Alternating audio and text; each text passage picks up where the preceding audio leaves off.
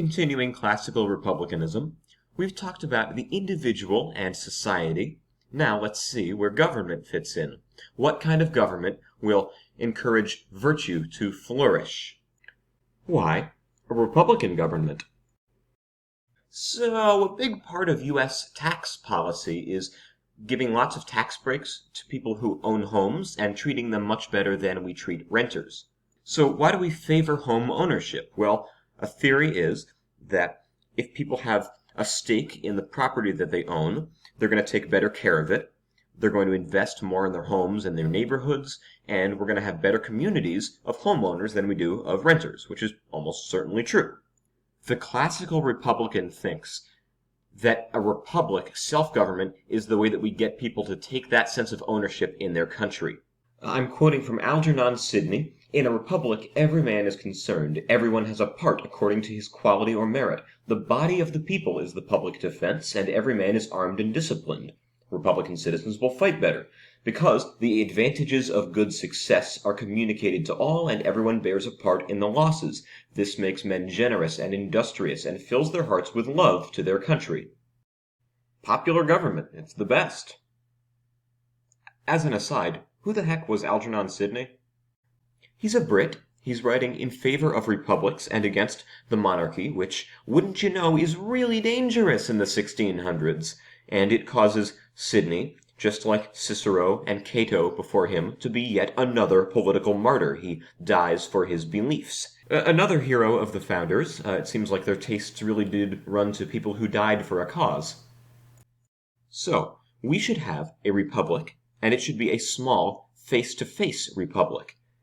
Maybe really small, maybe only 5,000 people. We don't want any more than 1 degree of separation between any two citizens. Everybody should know somebody who knows somebody.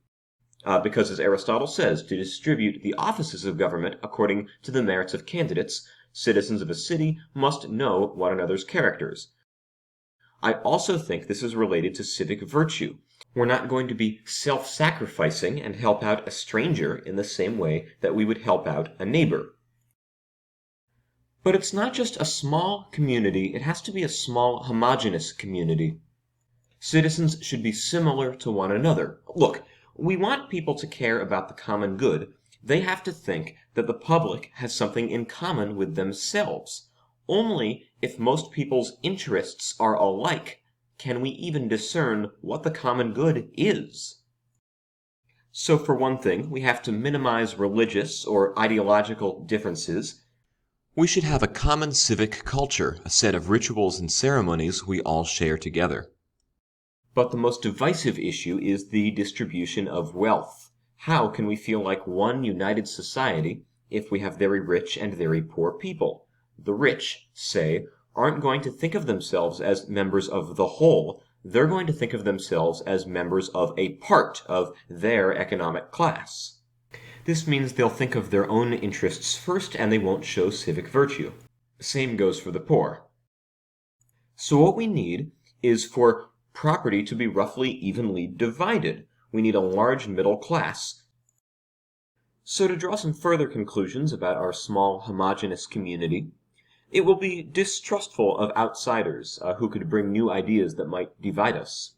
It will be especially distrustful of merchants and moneyed men, think bankers or Wall Street today.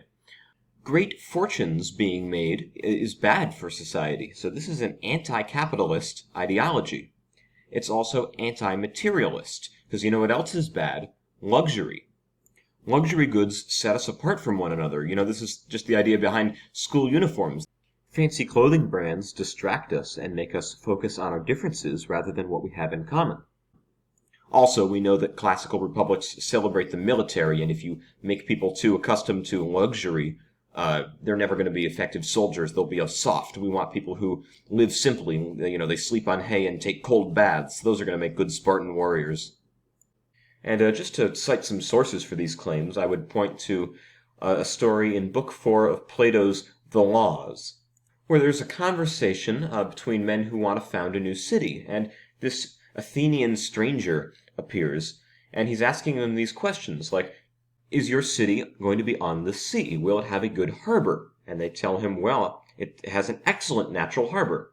And the Athenian stranger says, "Oh, no, your city will be rich, perhaps, but it will be ungovernable. The sea will bring trade, commerce, foreigners with foreign ideas, great riches for some, luxury goods, decadence. You're much better off without that harbor," he says. I think to us moderns, classical republicanism is morally complex. Parts of it are very appealing, that sense of belonging, of community, of being virtuous and developing our character not just for ourselves, but for our neighbors and our country. But the things you have to do to get everybody on the same page in society, it certainly has a dark side. There is oppressive conformity. Classical republicanism really doesn't do diversity well, either managing different groups within society or dealing with those individuals who are different or stick out in some way. In fact, if you've noticed, one concept that has been entirely missing, that simply does not exist in this theory, is any concept of the individual or of rights. There's no privacy, no free thought. Next, such a heavy emphasis on the military way of life leads to an aggressive society, one that celebrates conquest and domination as the source of virtue. And if we think about how Rome and Sparta acted towards their neighbors, we can see this led to a lot of suffering for many peoples.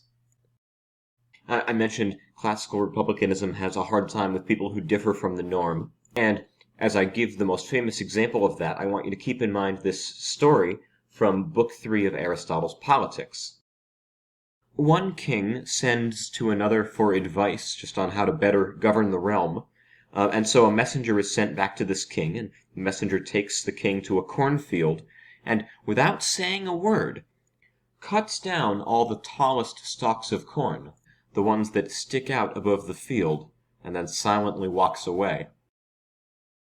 Keep in mind Aristotle approves of this story and thinks it offers a good lesson for republics. So the famous example is that of Socrates, the famous free thinker. He's always trying to get people to question their beliefs and playing devil's advocate and being a contrarian and a philosopher. But he takes it too far, and eventually he is tried and convicted for teaching false gods and corrupting the youth. By the way, can you even think of two more classically republican crimes?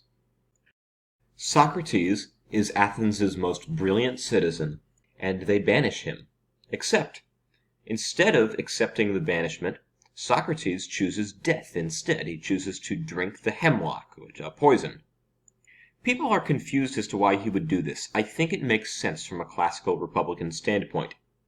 Remember, a man without a city is as wrong and as useless as a human cell without a body.